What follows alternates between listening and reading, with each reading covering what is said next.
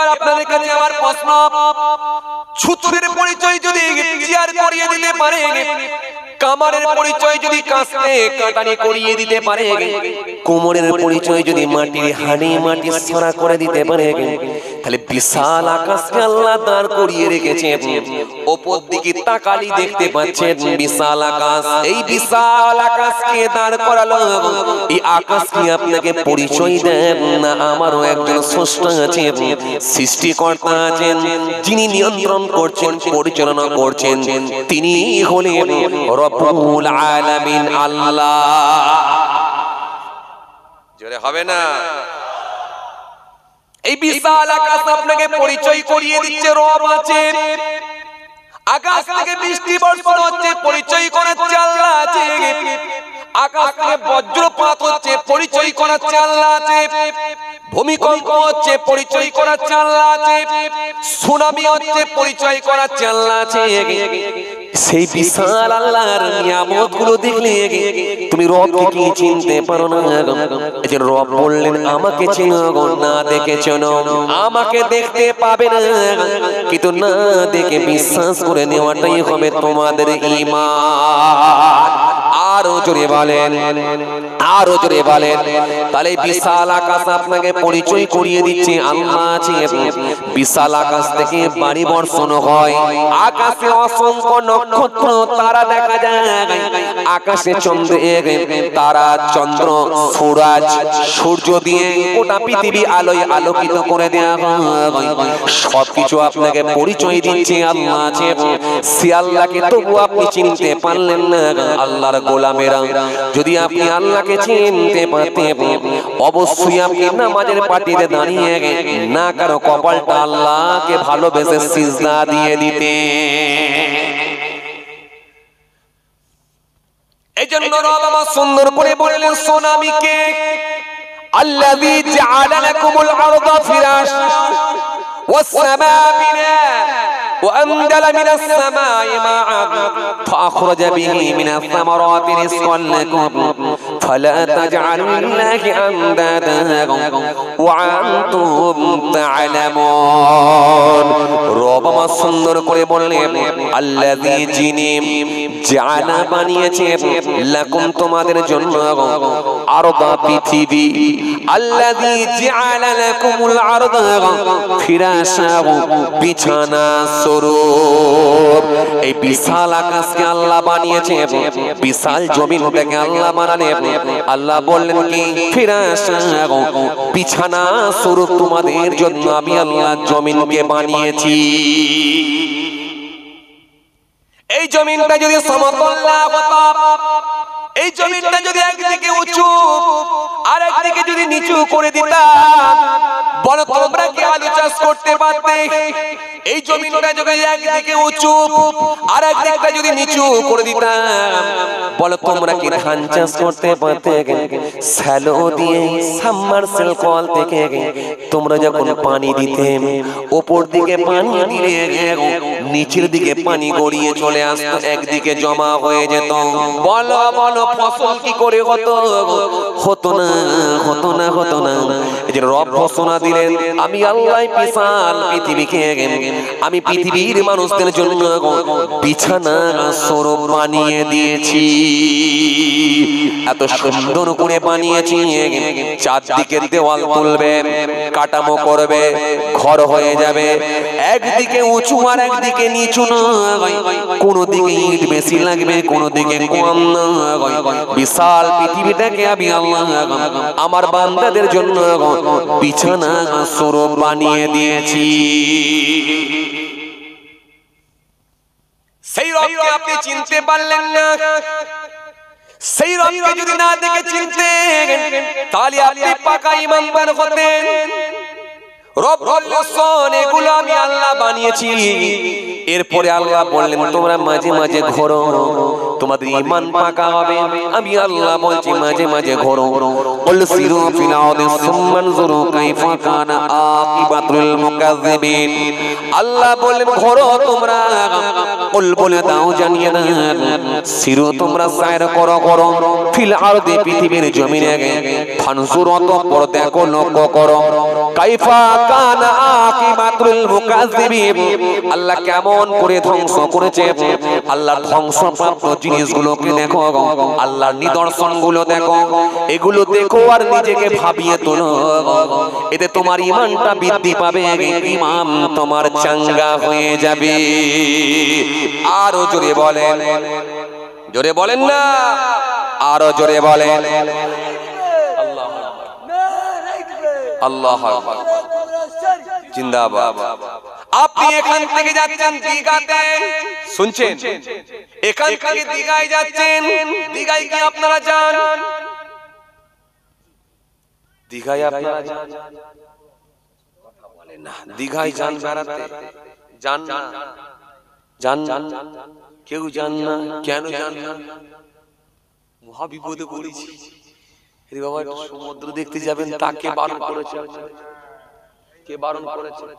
আসুন, আমি আপনাদের প্রমাণ করে দিয়েছি, সমুদ্র দেখতে যান।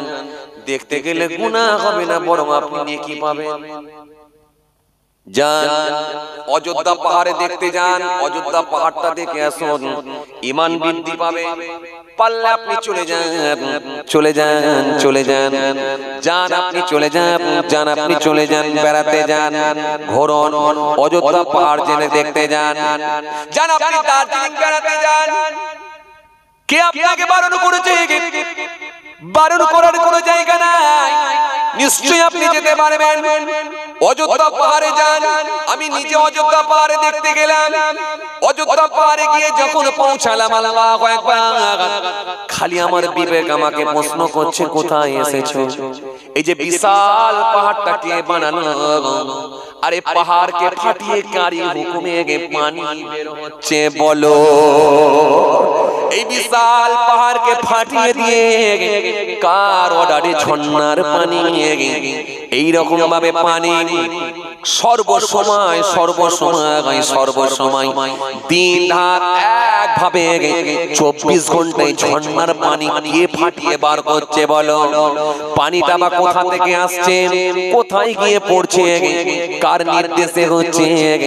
এটা যদি তুমি একবার নিজেকে ভাবিয়ে তুলতে পারো, আল্লাহর কসম করে বলি, তোমার রবের তুমি পরিচয় পেয়ে যাবে।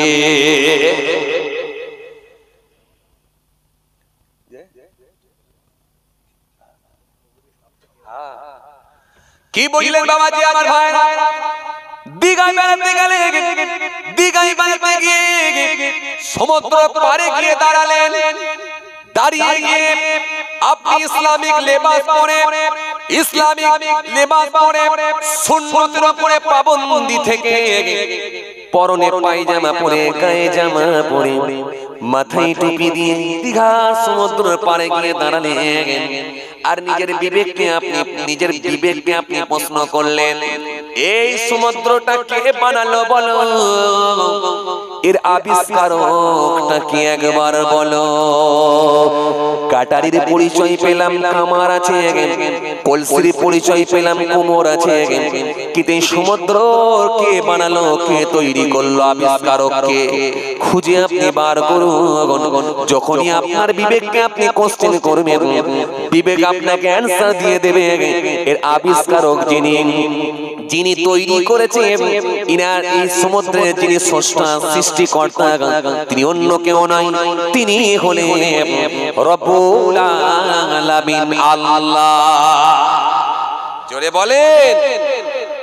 এই সমুদ্র পাড়ে গিয়ে দাঁড়ালেন। দাঁড়িয়ে গিয়ে আপনি ওই পানির দিকে তাকিয়ে আছেন আর মনে মনে বলছেন, আল্লাহ, আপনি বলেছেন তোমরা সাহেব করো, তোমরা ঘোরো, পৃথিবীর জমিনে তোমরা ঘোরো, আমার ধ্বংসপ্রাপ্ত জিনিসগুলো তোমরা দেখো, আমার নিদর্শনগুলো তোমরা দেখো। আল্লাহ, আপনি বলেছিলেন বলে তাই আমি দেখতে এসেছি মাবুদ। আমার ঈমান আরো বেড়ে গেল, ঈমান আমার চাঙ্গা হলো, ঈমান বৃদ্ধি পেল। মাবুদ, এই বিশাল সমুদ্র দেখে আমি অবাক হয়েছি, হতভম্ব হয়েছি। মাবুদ, এই বিশাল সমুদ্র তুমি ছাড়া কেউ বানাতে পারে না। তুমি হলে আমার রব, তুমি হলে আমার আল্লাহ। যখনই তুমি বলবে, আমার আল্লাহ রাজি হলে, খুশি হলে, ওই সমুদ্রটা দেখার জন্য তোমার নেকির খাতায় একটা নেকি লিখে দেবে। আরো জোরে বলেন, জোরে বলেন। যদি এবার সমুদ্রের পাড়ে গিয়ে আপনি হাফ প্যান্ট পরেন, হাফ প্যান্ট পরেন, সমুদ্রের পাড়ে গিয়ে একটু হাঁটুর নিচে যে প্যান্টটা কি বলে, বারমুডা। এবারে আপনি একটা বারমুডা পরলেন সমুদ্রের পাড়ে গিয়ে, সমুদ্রের পাড়ে গিয়ে একটা ভালো বারমুডা হাঁটুর নিচে পর্যন্ত ঝোলালেন, বগল কাটা একটা গেঞ্জি পরলেন, একটা টিউলি নিলেন, চল এবার দেখছি কি হয়েছে। বল এবারে নেকি হবে না গোনা হবে? নিজের বিবেককে কোশ্চেন করো। মাঝে মাঝে সাদা সিগারেট টান দিচ্ছ, আর গ্রামে যদি একটু গেঁজার টান মারা থাকে তাহলে ওখানে গিয়ে মদের টান দিচ্ছ। তাহলে বলো এবারে, বলো দেখিয়ে, গোনা হবে না নেকি হবে? তাহলে নেকিটাও তোমার কাছে, গোনাটাও তোমার কাছে, তোমার তুলে নেবে কোনটা তুমি ডিসাইড করো। নেকি তুলবে না গোনা তুলবে, তোমাকে নিজেকে খুঁজে বার করতে হবে। কি বুঝলে? হ্যাঁ, রব চিনে নিতে হবে, না দেখে বিশ্বাস করতে হবে কি আমানতু বিল্লাহ, এটা আপনার ঈমান। কিন্তু আবার প্রথমে বলেছিলাম যে সময় বাপ বেটাই বিশ্বাস হারিয়ে গেছে, স্বামী স্ত্রী বিশ্বাস হারিয়ে গেছে, কারিগরের সঙ্গে ম্যানেজারের বিশ্বাস হারিয়ে গেছে, সেই জায়গায় কিন্তু রবের প্রতি বিশ্বাস অটল রাখতে হবে, না হলে কিন্তু ঈমান হারিয়ে যাবে, ঈমান হারিয়ে যাবে, চলে যাবে। আমানতু বিল্লাহ ওয়া মালাইকাতি, তিনার মালাইকা ফেরেশতারা আছেন বিশ্বাস, ওয়া কুতুবিহি, কিতাবসমূহের উপরে বিশ্বাস, ওয়া কুতুবিহি, যত আসমানি কিতাব আল্লাহ পাঠিয়েছেন সব কিতাবের উপরে বিশ্বাস। আপনি বলবেন কালামুল্লাহ কোরআন শরীফ মানি, কিন্তু ইনজিল কিতাব মানি না, মুসা সাল্লামের উপরে যে কিতাব নাযিল হয়েছিল ওটা আমি মানি না, তাহলে আপনার ঈমান যাবে, ঈমানের খাতরা হয়ে যাবে। আপনাকে পড়ে নিয়েছেন, মেনে নিতে হবে সমস্ত আসমানি কিতাবের উপরে বিশ্বাস, অকুতুবিহি ওয়া রাসূলিহি, সমস্ত নবী আম্বিয়া সালামদের উপরে বিশ্বাস। শেষ নবী মুহাম্মদ সাল্লাল্লাহু আলাইহি ওয়াসাল্লামকে মানি, কিন্তু মুসা সাল্লামকে আমি মানি না, তাহলে আপনার ঈমানের খাতরা হবে। সমস্ত নবী আম্বিয়া সালামদের উপরই বিশ্বাস রাখতে হবে, সবই আল্লাহর নবী, আল্লাহর রাসূল, বিশ্বাস ওয়া রাসূলিহি ওয়াল ইয়াউমিল আখির, পরকাল সম্পর্কে বিশ্বাস। এখানটা একটা মারাত্মক ব্যাপার, কিন্তু মানে না দেখে যেমন আল্লাহর উপরে বিশ্বাস, আর এই জায়গায় কিন্তু পরকাল সম্পর্কে, আখিরাত সম্পর্কে বিশ্বাস। আখিরাত সম্পর্কে বিশ্বাস অনেক যুবক ছেলের কিন্তু হারিয়ে গেছে। কথা বলেন ঠিক কি না? কথা বলেন। অনেক যুবক ছেলেরা বলে হয়েছি বাপের বেটা, মরবো একদিন, মরে গেলে কে দেখতে যাচ্ছে? আছে না নেই? কথা বলো, ঈমান হারানো কথা। জি, হয়েছি বাপের বেটা, মরবো একদিন, মরে যাবার পরে কে দেখতে যাচ্ছে? এরকম যুবক ছেলে আছে না? সমাজে এমন যুবক ছেলে আছে না? নাই, মরে যাবার পরে কে দেখতে যাচ্ছে, এরকম কথা বলে। নাউযুবিল্লাহ। পরকাল সম্পর্কে বিশ্বাস রাখতে হবে। জি, আখিরাত আছে, পরকাল আছে, কিয়ামত আছে, সবের উপরে বিশ্বাস, এর নাম ঈমান। এইগুলোর উপরে বিশ্বাস রাখতে পারলে তবে ঈমান। ভালো করে শুনেন, লক্ষ্য করেন। তাহলে পরকালের উপরে বিশ্বাস, আখিরাতের উপরে বিশ্বাস। শুনেন, আমার হুগলিতে লোকালে একটা গাড়ির গ্যারেজ আছে, অনেক গ্যারেজ আছে, তবে একটা গ্যারেজের কথা বলছি, যার গ্যারেজে আমি মাঝে মধ্যে আমার গাড়িটাকে নিয়ে যাই। কখনো কখনো মোবিল ট্রেন করতে যাই, কখনো কখনো গাড়ির কোনো কিছু প্রবলেম, টুকিটাকি প্রবলেম হলে মাঝে মাঝে নিয়ে যাই। তো গ্যারেজ, যিনি গ্যারেজের মালিক বা গ্যারেজের যে দোকানদার, উনি ইঞ্জিন মিস্ত্রি, ওনার নিজস্ব গ্যারেজ। তো উনি একদিন আমাকে বলছে, ভাইজান একটা কথা বলবো। একটা দোকানে বারবার যাতায়াত করলে একটা সম্পর্ক তৈরি হয়ে যায়, একটা সুসম্পর্ক, এটা স্বাভাবিক হয়। হোক তিনি গায়ের কম অমুসলিম হতেই পারে। আমাকে বলছে, ভাইজান একটা কথা বলবো। কি বলেন? বলে এই যে আপনারা ওয়াচ করেন, আমরা অনেক তো ইউটিউবের যুগ, এখন সোশ্যাল মিডিয়ার যুগ, তো ইউটিউবে সোশ্যাল মিডিয়া মাঝে মাঝে দেখি, আপনারাও শুনি, অন্যান্য বক্তাদেরও ওয়াজ শুনি বা বক্তৃতা শুনি। তো আপনারা বলেন যে এই যে পরকাল আছে বা আখিরাত আছে বা কিয়ামত আছে বা মৃত্যুর পরে আবার মানুষ যে জীবিত হবে, এই বিচারের দিন আছে, হ্যাঁ, এই কথাটা কতটা গ্রহণযোগ্য, এই কথাটা কতটা সত্য? এটা কি ঠিক? মানুষ মৃত্যুর পরে কি আর জিন্দা হতে পারে? কঠিন প্রশ্ন। আপনার ধারণা কি মানুষ মৃত্যুর পরে কি আর জিন্দা হতে পারে? বলে কি করে হবে?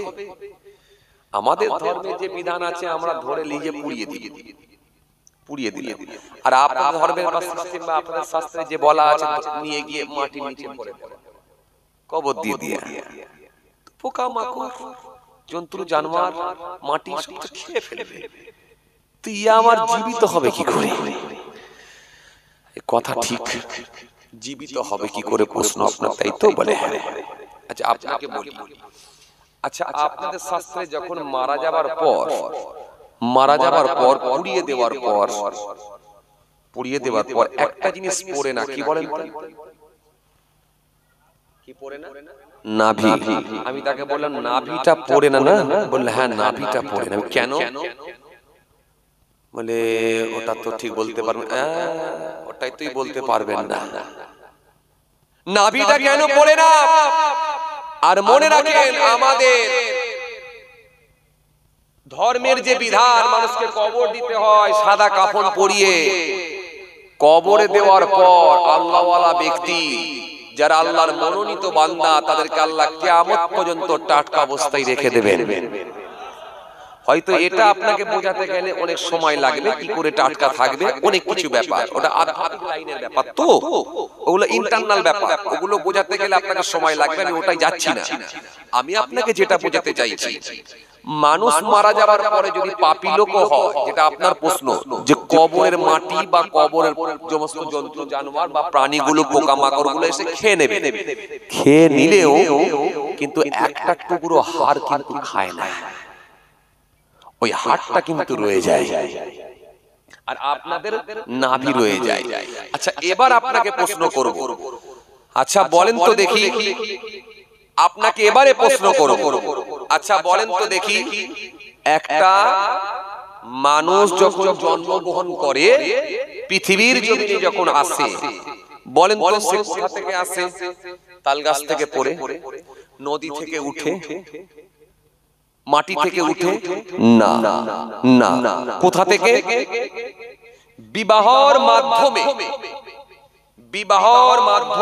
বিয়ে শাদীর পরে একটা প্রসেসিং বা একটা সিস্টেমের মাধ্যমে আল্লাহ রাব্বুল আলামিন স্বামীর এক কাতরা নাপাক পানি থেকে স্ত্রীর গর্ভে ফেলে 10 মাস 10 দিন ধরে রেখে তার পঞ্চ ইন্দ্রিয়ে, চক্ষু দিয়ে, নাসিকা দিয়ে পাট পাট করে একটা একটা করে দিয়ে 10 মাস সময় নিয়ে, 10 মাস 10 দিন কি 9 মাস সময় নিয়ে একটা পরিপূর্ণ বাচ্চা তৈরি করে একটা সিস্টেমের মাধ্যমে পৃথিবীর জমিনে পাঠায়। এটা সত্য তো? কথা বলেন না কেন আপনারা? এটা সত্য তো নাকি না? আপনি বলবেন যে আমি এমএলএ ওখান থেকে আসিনি, আমি হুজুর ওখান থেকে আসিনি, আমি পীর সাহেব ওখান থেকে আসিনি, আমি হাজী সাহেব ওখান থেকে আসিনি। রাস্তা বলেন ওখান থেকে এসেছি, আমি বলে দেবো? বলতে পারবেন না। হাজী সাহেব হন, চেয়ারম্যান হন, জমিদার হন, এমএলএ হন, এমপি হন, যে সাহেবই হন না কেন, সব সাহেবকে কিন্তু একটা সিস্টেমই আসতে হয়েছে পৃথিবীর জমিনে। কথা ঠিক কিনা বলবো? আমি তাকে বললাম ভাই শোনেন, তাহলে এই যে এক কাতরা নাপাক পানি থেকে এক কাতরা নাপাক পানি মায়ের গর্ভে ফেলে 10 মাস বা 10 দিন বা 9 মাস যাই বলেন না কেন, একটা যথেষ্ট সময় নিয়ে পঞ্চ ইন্দ্রিয়, চক্ষু, নাসিকা ইত্যাদি সবকিছু পাটপাট করে দিয়ে সুন্দর করে তার পার্টসগুলোকে সাজিয়ে সাজিয়ে একটা পরিপূর্ণ বাচ্চা তৈরি করে পৃথিবীর জমিনে কে পাঠালো? স্রষ্টা, সৃষ্টিকর্তা রব্বুল আলামিন আল্লাহ। একজনের অর্ডারে তো হয়েছে, বলে হ্যাঁ আমি জিনার অর্ডারে এক কাতরা নাপাক পানি থেকে একটা মানুষ বানানো সহজ হয়ে যায়, তিনার অর্ডারে কি আবার একটা নাভি থেকে মানুষ তৈরি করাও সহজ হয়ে যায়? জোরে বলবেন না? জিনার অর্ডারে এক কাতরা নাপাক পানি থেকে একটা মানুষ তৈরি করা সহজ হয়ে যায়, তিনার অর্ডারে এক টুকরা হাড় থেকে আবার মানুষ বানানো সহজ হয়ে যায়। জোরে বলতে পারেন না? আমি বললাম শোনেন, মানুষ যখন মারা যায় তার কি নিয়ে যাওয়া হয়? তা তো বলতে পারবো না। শোনেন, আমাদের ধর্মীয় গ্রন্থে বা আমাদের শাস্ত্রে আমরা যতটুকু জানতে পেরেছি তার ভেতর থেকে আত্মা নিয়ে যাওয়া হয় বা রূহ নিয়ে যাওয়া হয় বা জান নিয়ে যাওয়া হয়। তা চক্ষু কিন্তু নিয়ে যাওয়া হয় না। চোখ তুলে নিয়ে যাওয়া হয়? কথা বলেন, চোখ তুলে নিয়ে যাওয়া হয়? নিয়ে যায় না। চোখ চোখের জায়গায় থাকে, ঠোঁট ঠোঁটের জায়গায় থাকে, জিহ্বা জিহ্বার জায়গায় থাকে, কান কানের জায়গায় থাকে, নাকের ছিদ্র বা নাক ঠিক জায়গায় থাকে, হাত ঠিক আছে, পা ঠিক আছে, কান ঠিক আছে, সব ঠিক আছে। কিন্তু কিছু একটা তার মধ্যে নেই। কিছু একটা না থাকার জন্যই এখন সে অচল। কথা বলে, এখন সে অচল। একটু আগে লোকটা ছিল সচল, কথা বলছিল, হাসছিল, দেখছিল, তাকাচ্ছিল, হাত নাড়ছিল, এক জায়গা থেকে আরেক জায়গায় হেঁটে হেঁটে যাচ্ছিল। কিন্তু এখন সে অপারগ। তাকে চা গিয়ে তুলে নিয়ে যেতে হবে এক জায়গায়, তাকে চা গিয়ে খাটের উপরে শোয়াতে হবে, তাকে গোসল দিতে হবে, চা গিয়ে কাজ করতে হবে, আবার সোজা করতে হবে। কিন্তু নিজে করতে সে সক্ষম নয়। সবটাই কিন্তু অপরের উপরে ডিপেন্ড করছে। তাকে চা গিয়ে খাটের উপরে কাঁধে করে নিয়ে যেতে হবে, তাকে মাটির নিচে ঢোকাতে হবে, সেটাও চাগিয়ে চাগিয়ে। তাহলে বলেন, একটু আগে যে লোকটা ছিল সচল, এখন তাকে করে দেওয়া হয়েছে অচল। তার ভেতর থেকে কিছু একটা নেই বলি সে এখন অচল। আচ্ছা বলেন তো, জিনার অর্ডারে গোটা শরীরকে তিনি অচল করে দিতে পারে, মাটির নিচে দেওয়ার পরে আবার সেই জিনিসটাকে যদি তিনি ঢুকিয়ে দিতে বলেন, বাহ, বলতে পারেন যে ওই জিনিসটাকে ওর মধ্যে ঢুকিয়ে দাও। যদি ঢুকিয়ে দিয়ে আবার তাকে সচল করে দেওয়া হয়, এটা কি তিনি পারেন না? কথা বলে না, পারে না? তাহলে জিনার অর্ডারে সচল বডিকে অচল করা যায়, তিনি ইচ্ছা করলে তো আবার অচল বডিকে সচলও করে দিতে, যদি বলো, পারে। এতে কোনো সন্দেহ নাই। যিনি একটা নাপাক পানি থেকে একটা মানুষ বানাতে পারে, তিনি তো আবার এক টুকরা হাড় থেকে একটা মানুষও তৈরি করতে পারে। এখানে অসুবিধার কোনো সন্দেহের কোনো জায়গা নাই। তখন বললেন, না, কথার মধ্যে লজিক আছে ভাইজান, আমি বুঝতে পেরেছি। আমি শোনেন, তিনি হলেন রব, তিনি হলেন স্রষ্টা, যিনি বৃষ্টি দেন, যিনি আকাশ থেকে বাড়ি বর্ষণ করেন, যিনি সূরাজ তৈরি করেছেন, তিনি আকাশ থেকে বৃষ্টি দিচ্ছেন, ভূমিকম্প দিচ্ছেন, বিশাল পৃথিবীকে যিনি বিছানা স্বরূপ বানিয়ে দিয়েছেন, ফিরাশাও বিছানা স্বরূপ, ওয়াসসামা বিনা, ওয়াসসামা বিনা, এবং আকাশকে যিনি বানিয়েছেন ছাদ স্বরূপ, গোটা আসমানটাকে যিনি ছাদ স্বরূপ বানিয়ে দিয়েছেন, ওয়াসসামা বিনা ওয়া আনজালা মিনাস সামায়ে মাআন, ও এবং আনজালা নাজিল করেন মিনাস সামায়ে আকাশ হইতে মাআন পানি, আকাশ হইতে পানিও নাজিল করেন। তিনি সেই স্রষ্টা, সৃষ্টিকর্তা, যার অর্ডারে সবকিছু হয়। তিনি হলেন স্রষ্টা, সৃষ্টিকর্তা, রব্বুল আলামিন আল্লাহ। আসসামা বিনা ওয়া আনজালা মিনাস সামায়ে মাআন ফাআখরাজা বিহি, তা থেকে তৈরি করেন, উৎপন্ন করেন, ফাআখরাজা বিহি মিনাস সামারাতি রিজকাল লাকুম, হাজার রকমের ফসল যেগুলো মানুষেরই খাদ্যের জন্য আল্লাহ তৈরি করে দেয়। মাঠ থেকে তুলে নিয়ে এসছে একটা গোল কালারের ফল, গোল কালারের, দেখতে ফুটবলের মতো লাগে, গোল ফুটবলের মতো দেখতে লাগে। ফুটবলটা কি রকম কালার? ব্ল্যাক এন্ড হোয়াইট, কালো আর সাদা কম্বিনেশনে একটা ফুটবল বানায়। ঠিক এটা এক কালারের, গ্রিন কালারের একটা ফল, নাম দিয়েছি আমরা তরমুজ। কথা কয় না, নাম দিয়েছি আমরা তরমুজ। এই তরমুজটা যখন রমজান মাসে কেটে খান, টুকরো টুকরো করে, পিস পিস করে বের করে খাচ্ছেন, কি অসাধারণ লাগে না খেতে, কত টেস্টফুল না? একবার ভেবেছেন উপরটা সবুজ আর ভিতরটা লাল, কে লাল করলো? কি এত সুন্দর টেস্টফুল বানালো, এত সুস্বাদু খাবারটা হলো কি করে, এত সুন্দর মিষ্টি হলো কি করে, কে এর ভিতরে চিনি ফুরে দিল? একবার ভেবেছেন? প্রশ্ন আসে না, কি করলো? আমি তাকে বললাম, শোনেন, যিনি সব পারে, তিনি আবার নাভি থেকে মানুষও বানাতে পারে, হাড্ডির টুকরা থেকে মানুষও বানাতে পারে, এতে কোনো সন্দেহের জায়গা নাই। তখন বলল, ভাইজান, এটা আমার মাথায় ঢুকেছে, কথা লজিক আছে। আমি শোনেন, এটা হলো আমার যুক্তি। এবার আমার উক্তিতে আসেন। কোরআনে আল্লাহ স্পষ্ট ঘোষণা দিচ্ছেন, বলে দিচ্ছেন কি, কাইফা তাকফুরুনা বিল্লাহি ওয়া কুনতুম আমওয়াতান ফাহিয়াকুম সুম্মা ইউমীতুকুম ইউমীতুকুম সুম্মা ইউহয়ীকুম সুম্মা ইলাইহি তুরজাউন। কাইফা তাকফুরুনা বিল্লাহি, কেমন করে তোমরা আমি আল্লাহর সঙ্গে কুফরি করো, কেমন করে আমাকে অস্বীকার করো। কাইফা তাকফুরুনা বিল্লাহি ওয়া কুনতুম আমওয়াতান, তোমরা তো ছিলে মৃত, তোমরা ছিলে, কথা বলো, তোমরা ছিলে মৃত। এখন আপনাদের কাছে প্রশ্ন আসবে, টাটকা জ্যান্ত হয়ে বসে আছি, উঁচু গলা তুলে বসে আছি, আপনি বলছেন মৃত, আপনি বলছেন মৃত, আমরা জ্যান্ত অবস্থায় বসে আছি আর আপনি বলছেন মৃত, এটা কখনো মেনে নেওয়া যায় না। কথা ঠিক, শোনেন, আমি বলিনি, বলছে কে? আল্লাহ। তোমরা ছিলে মৃত, মানে বর্তমান নয়, ছিলে অতীত। তোমরা ছিলে মৃত, ছিলে মৃত। আবার একটু সুন্দর করে বুঝাচ্ছি, ভালো করে শোনেন কেমন ছিলে মৃত, ভালো করে শোনেন। এখন বয়স আপনার কত? ধরে নেন, ধরে নেন এখন আপনার বয়স হলো 50। বয়স কত? কথা বলো। 50, 50, 50 বছর বয়স, 50 বছর বয়স। চাচা জমি ক বিঘে? 10 বিঘে। ছেলে কটা? 3টে। মেয়ে কটা? 1টা। কারখানা আছে নাকি? 1টা কারখানা আছে। আর কি আছে? 3খানা গাড়ি আছে। অনেক কিছু, অনেক কিছু, অনেক কিছু। চাচা আপনাকে এবার আমার প্রশ্ন, আচ্ছা বলেন তো চাচা দেখি, বলেন তো 50 বছরে এখন আপনি এত কিছুর মালিক মেনে নিলাম, তো 52 বছর আগে আপনি কোথায় ছিলেন?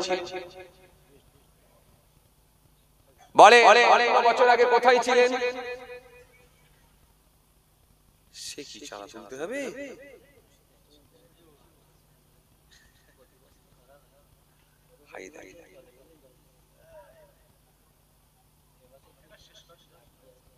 তাহলে আপনাদের আর কষ্ট দেবো নি, এই পর্যন্ত থাক।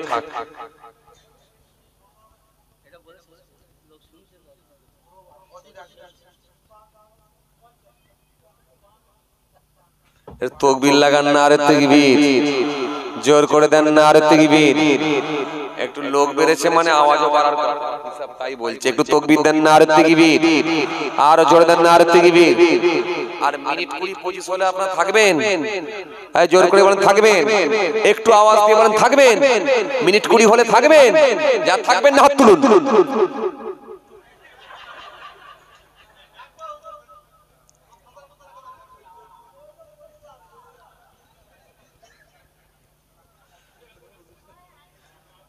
এই বয়স্ক লোক যদি হাত তোলে তাহলে ছাড় আছে, কেন বয়স্ক লোকেদের তো এমনি বার্ধক্য ভাতা চলছে, বাসে উঠলে সিনিয়র সিট, কথা ঠিক কিনা বলবো, অনেক কিছু ব্যাপার আছে, তো বয়স্ক লোকেদের ছাড় আছে, কিন্তু যুবকরা কেউ হাত তোলে না তো। যাক ঠিক আছে, একটু জাস্ট খালি কানেকশন দেখে নিলাম, অন্য কিছু না। কারণ টাওয়ার যদি না থাকে বিপদ, কথা বলেন, নেটওয়ার্কের সমস্যা হলে বিপদ। জি কিচ্ছু যাবে না, নেটওয়ার্ক নাই মানে কিচ্ছু যাবে না। ফেসবুকও হচ্ছে না, হোয়াটসঅ্যাপও হচ্ছে না, ভিডিও কলে কথাও হচ্ছে না, হ্যালো হচ্ছে না, কিচ্ছু হচ্ছে না, অডিও হচ্ছে না, ভিডিও হচ্ছে না, কোনো কথাই হচ্ছে না, নেটওয়ার্ক নাই। নেট নেট জি জি জি একদম ব্যাস। জি চলে, খেয়াল করেন যে কথা আপনাকে বোঝাতে চাইছিলাম। 50 বছর বয়স আপনার এখন কত? 50। 52 বছর আগে কোথায় ছিলেন? বলেন বলেন ফটোস করে বলেন, বলেন বলেন। মামার বাড়ি যদি থাকেন, মামার বাড়ি নয় তো? আরে কথা বলেন, মামার বাড়ি, খালার বাড়ি, নানি বাড়ি, দাদি বাড়ি, বন্ধুর বাড়ি? জি আল্লাহ বলেন তোমরা ছিলে মৃত। কাইফা তাকফুরুনা বিল্লাহি ওয়া কুনতুম আমওয়াতান ফাহিয়াকুম, আমি আল্লাহ জীবিত করেছি, ফাহিয়াকুম সুম্মা ইউমীতুকুম, ফের মৃত্যুবরণ করতে হবে। এখন আমরা জীবিত, জিন্দা, একদম মাশাআল্লাহ ঠিকই আছি, জিন্দা। ফের মৃত্যুবরণ করতে হবে। ফের মৃত্যুবরণ কেমন? বড় আব্বা, নানি, খালা, দাদি, গোকনা কবরস্থানে যেভাবে পড়ে আছে ঠিক একই স্টাইলে পড়ে থাকতে হবে। কাইফা তাকফুরুনা বিল্লাহি ওয়া কুনতুম আমওয়াতান ফাহিয়াকুম সুম্মা ইউমীতুকুম সুম্মা ইউহয়ীকুম। আবার তোমাদেরকে জীবিত করা হবে, অতঃপর ফের তোলা হবে, আবার আমরা উঠব। সুম্মা ইলাইহি তুরজাউন। তোদেরকে কি আমার নিকটে ফিরে আসতে হবে না? আমি তাকে বললাম, শোনেন, ওটা যুক্তি, এটা উক্তি। আল্লাহ রাব্বুল আলামিন স্পষ্ট বলে দিয়েছেন কোথায় ছিলে, কোথায় এসেছো, কোথায় যাবে। সুতরাং এর ভুল কিন্তু হবে না। এইজন্য পরকাল সম্পর্কে বিশ্বাস। এরপরে আমরা বিশ্বাস রাখতে হবে কি ওয়াল কদরি খায়রিহি ওয়া শাররিহি মিনাল্লাহি তাআলা। ভালো মন্দ যা কিছু হয় আল্লাহর হুকুমই হয়, এটা আপনাকে মেনে নিতে হবে। কিন্তু আপনি মেনে নিতে পারছেন না কেন? রাতের অন্ধকারে কোকনা জলসায় আপনি দোকান দিয়েছিলেন, চায়ের দোকান। সকালবেলা প্রতিবেশী ভাইকে বললেন, ভাই রে, গতবারের মতো বেচা কিনা আমার হলো না রে। গতবারে বেচা কিনা বেশি হয়েছিল, এবারে হলো না। মনটা আপনার খারাপ, ব্যবসায় আপনার ভালো লাভ হয় না, মেনে নিতে পারছেন না। বাপ যেদিন ইন্তেকাল করেছিল মাঘ মাসের 1 তারিখ, মাঘ মাসের 1 তারিখটা যখন এসে পৌঁছে যায়, ছেলেটা ওই দিনে ঝিমিয়ে যায়, মনটা খারাপ হয়ে যায়, চোখ দিয়ে পানি গড়িয়ে যায়। আজকের দিনটা হলো বড় কঠিন দিন, বড় দুঃখের দিন। আজকের দিনটা আমার কাছে হলো অশুভ দিন। আর চৈত্র মাসের 10 তারিখে যেদিন ছেলে হয়েছিল, ওই দিনটা যখন এসে পৌঁছে যায়, বন্ধুদেরকে দাওয়াত করে খাওয়াচ্ছি, বড় বড় রসগোল্লা বন্ধুদেরকে খাওয়াচ্ছেন আর বলছেন, বন্ধুরে আজকের দিনটা সুখের দিন, খুশির দিন। কেন এই দিন তো আমার ছেলে হয়েছিল, এই দিনটা হলো শুভ দিন।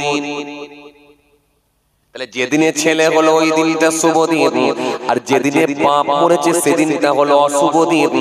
কোথা থেকে আল্লাহর দিনকে তুমি শুভ অশুভ ভাগ করছো একবার বলো? তুমি তো পড়ে নিয়েছো ভালো মন্দ যা কিছু হয় আল্লাহর নির্দেশে হয়।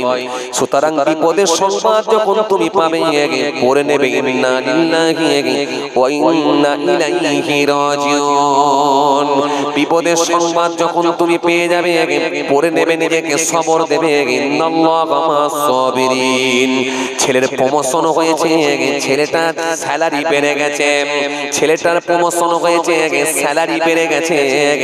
সে 20,000 টাকা বেতন পেত, সামনের মাস থেকে 25,000 টাকা বেতন পাবে। তুমি খুশি হয়ে সেই দিনটা পড়ো আলহামদুলিল্লাহ, মাশাআল্লাহ, আলহামদুলিল্লাহ। তুমি খুশি হয়ে গিয়ে এটা পড়ো। সেটার বেলায় তুমি পড়ছো তাল গাছ থেকে পড়ছি কি চেয়ার থেকে পড়ছি, কেন ছেলের প্রমোশন হয়েছে। আর যে দিনটাই তোমার বাপ মরে গেছে সেই দিনটা তোমার কাছে অশুভ হয়ে গেছে। এটা কেমন করে হয়েছে বলো? তাহলে বললে তুমি এক আল কদর খায়রিহি ওয়া শাররিহি মিনাল্লাহি তাআলা, বললে এক আর বলছো আর এক, করছো এক। দুই বন্ধু একই সঙ্গে জমিতে চাষ দিলে, নাগল করলে, পটল চাষ করলে। বন্ধুর জমিতে পটল ভালো হলো, তোমার জমিতে পটল ভালো হলো না, মনটা খারাপ। আল্লাহকে বলছো, আল্লাহ এটা কি তোমার বিচার হলো? বন্ধুর থেকে চাষ আমি ভালো দিয়েছি, বন্ধুর থেকে দামি কোম্পানি সার আমি দিয়েছি, সুতরাং তার জমিতে তুমি ভালো পটল দিলে আর আমার জমিতে ভালো পটল হলো না। এটা কেমন করে হলো? এটা কি তোমার বিচার হলো? তুমি এটা কেমন করে বললে বলো? তুমি কেন নিজেকে বোঝাতে পারলে না? এটা আল্লাহ হয়তো আমাকে পরীক্ষা নিচ্ছেন। কেন আল্লাহ মাঝে মাঝে ইমানদারদিগকে পরীক্ষা নেবেন, কখনো ফসলে পোকা দেবেন। আর মাঝে মাঝে ইমানদারদিগকে পরীক্ষা নেবেন, কখনো তার সদস্যদের ভেতর থেকে কারো না কারো শরীরকে অসুস্থ করে দেবেন। কখনো কখনো আমার আল্লাহ তার পরিবারের মধ্য থেকে, সদস্যদের ভেতর থেকে কাউকে না কাউকে আল্লাহ ডেকে নেবেন, তুলে নেবেন। তুমি কেন নিজের মনকে বোঝাতে পারো না? তুমি বারে বারে কেন এই কথা বলো, অমুকের তো কোনো ক্ষতি হয় না, খালি বারবার কেন আমার ক্ষতি হয় এটা বলছো কেন? কথা কি বুঝতে পারছেন?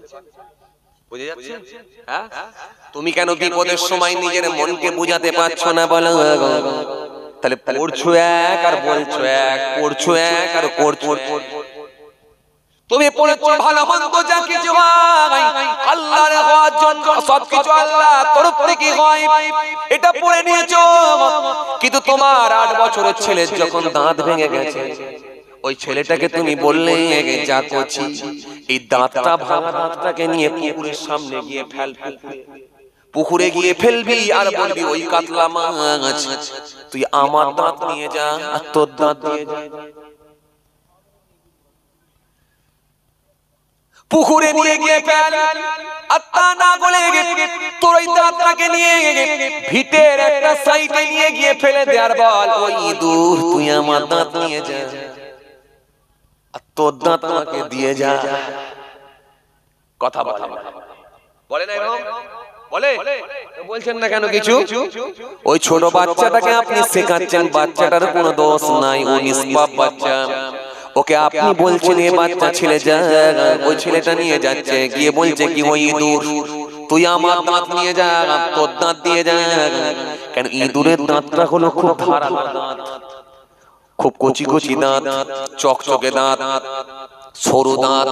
ওই ইঁদুর ধানের বস্তা থেকে ধানও খেতে পারবে, আবার মাঝে মাঝে কম্বলও কেটে দিতে পারবে, তিরপলও কাটতে পারবে, প্রয়োজনে প্লাস্টিকের চেয়ারও কেটে দিতে পারবে। সুতরাং আপনি পছন্দ করলেন যদি ইঁদুরের দাঁত পাওয়া যায় তাহলে ভবিষ্যতে আমার ছেলেটা গোশও খেতে পারবে, সাথে হাড়ও কামড়াতে পারবে। কথা বলেন না কেন?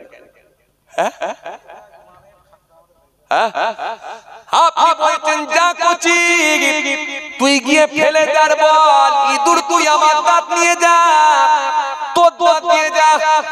আল্লাহ বলেন খোকা শোন, ইঁদুরের দাঁত শক্ত করে নিবি কেন? ইঁদুর হলো খুব ছোট একটা জীব, ওর থেকে একটা বড় জীব আছে তার নাম হলো কুকুর। তুই ইঁদুরের দাঁত নেওয়ার দরকার নাই, তোর দাঁত দিয়ে যা আর কুকুরের দাঁত নিয়ে যা। মানে দাঁতের উপর আর একটা দাঁত উঠলো। কথা বলেন না কেন? হয় হয় দাঁতের উপরে দাঁত। এখন সকালবেলা যদি কি রকম রোগী থাকে, সকালবেলা যদি বন্ধুদের ভেতরে কেউ যদি দাঁতের উপরে দাঁত যদি একবার হেসে ফেলে মনে হয় জ্বালার থেকে যন্ত্রণা বেশি। কথা বলেন না কেন আপনারা? কি গো ঘুম পাচ্ছে? আরে কথা বলেন না কেন? ঘুম পাচ্ছে? ঘুম নাই? আহা ঘুম নাই? চলুন আমি যেটা আপনাকে বুঝাতে চাইছিলাম, তাহলে বললেন এক আর করলেন এক, বললেন এক করলেন এক, বিশ্বাস এক আর সেটাকে বাস্তবায়ন করছেন আর এক। তাহলে ঈমান কোথায় একবার বলেন?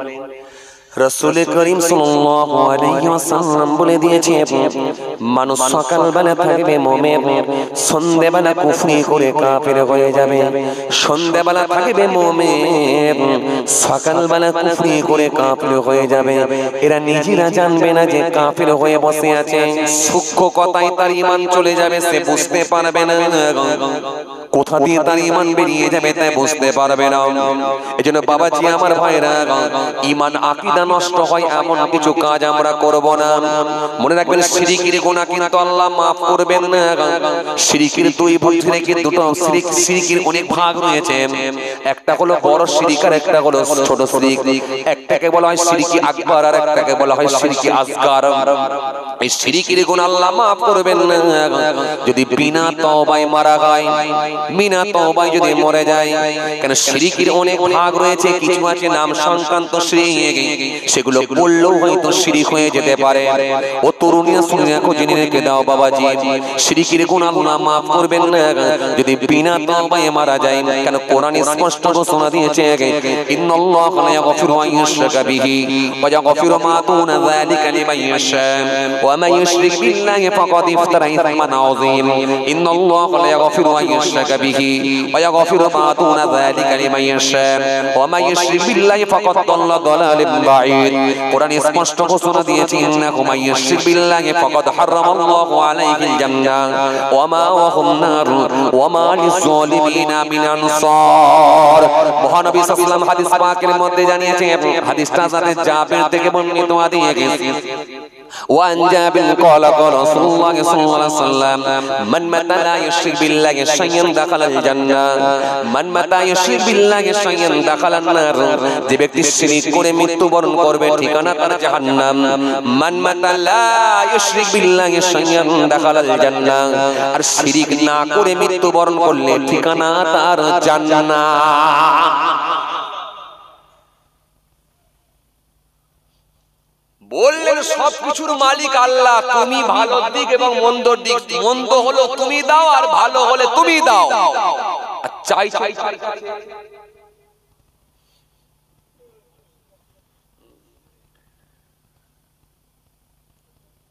মানুষ দূরের কথা চাইছি গায়ে ইঁদুরের কাছে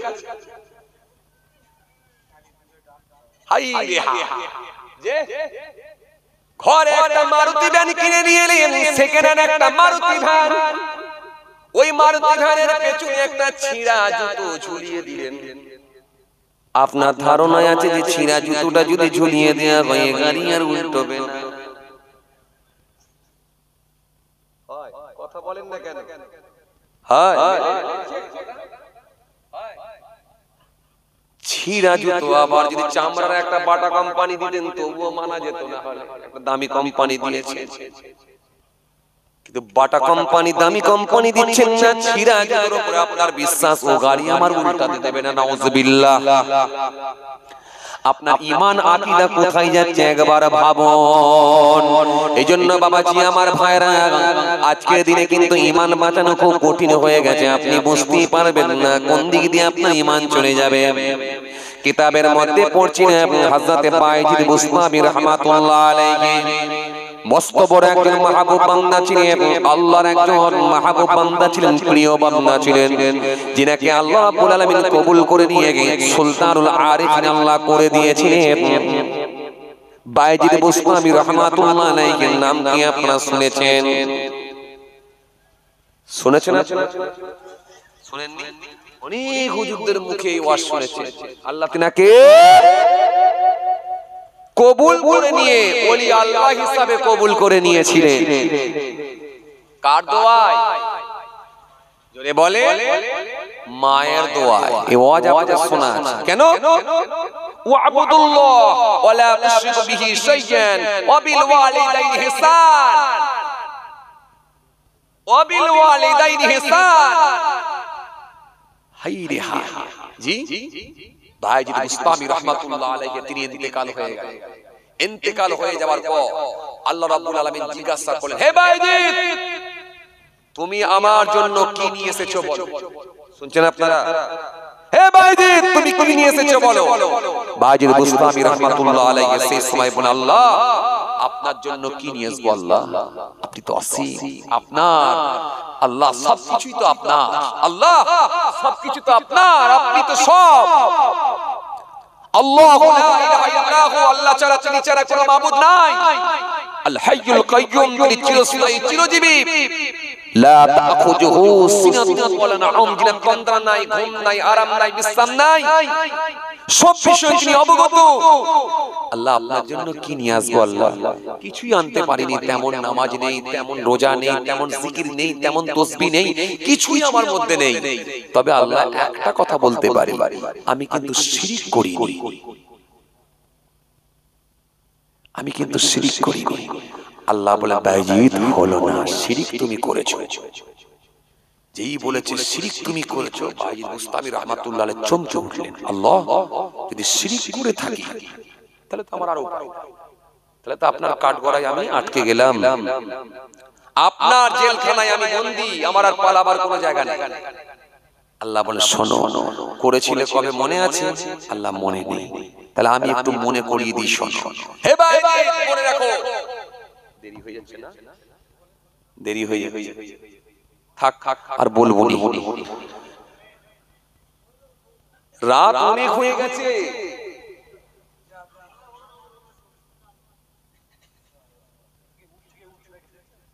আলহামদুলিল্লাহ আলহামদুলিল্লাহ আলহামদুলিল্লাহ কোন ভাইয়ের সঙ্গে ফোনে কথা হচ্ছিল কি জানি বলছিল ভাইজান বেশি রাত পর্যন্ত করবো নি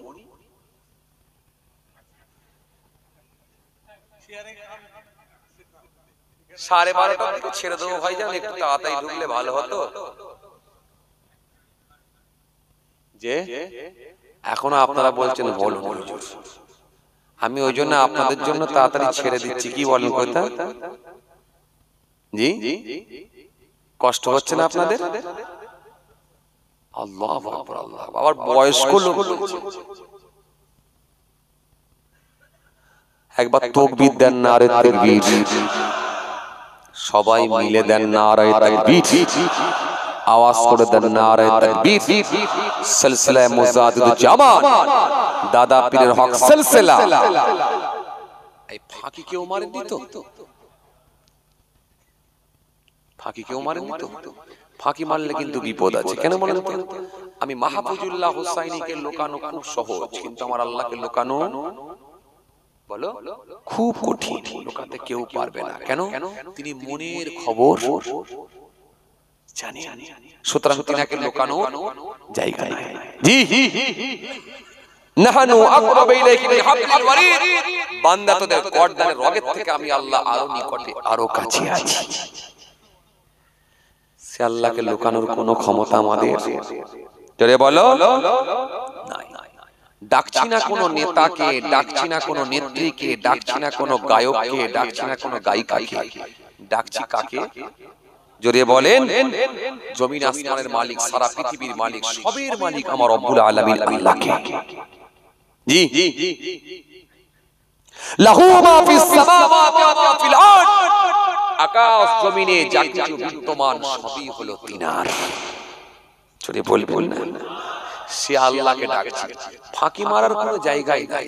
আর ফাঁকি মারলে নিজেই বিপদে পড়বে। সকালবেলা ঘুম থেকে উঠবে, ডান দিকে ঘুরে যেতে পারে জিভ, আর বাঁ দিকে ঘুরে যেতে পারে ঠোঁট। বান্দাকে আল্লাহ এবারে বলতে পারে ঘুম থেকে ওঠ, আর উঠতে পারবে? কথা বলে হ্যাঁ উঠতে পারবে, কিন্তু বিড়ি খেতে পারবে? কথা বলে না। হ্যাঁ, কথা বলে না। উঠতে পারবে, ঠোঁটটা একদিকে ঘুরে গেছে, উঠতে পারবে, কিন্তু বিড়ি কোন দিকে মারবে? এই দিকে নয়, এই দিকে। কথা বলে না, এই দিকে দিকে। কেন? এখন তো মানুষ আবার বিড়ি নিয়ে কম্পিটিশন করছে, কে কটা খেতে পারে। রাজমিস্ত্রি কান নিচে উঠেছে 3 তলার উপরে, কে ঘন ঘন নামবে। ট্যাঁকে বিড়ি আছে, বিড়ি বের করে খেতে দেরি হবে, দোকানে দুটো রেখেছে, ঠোঁটে একটা রেখেছে। একটা মাল শেষ হলে আর একটা খাবে।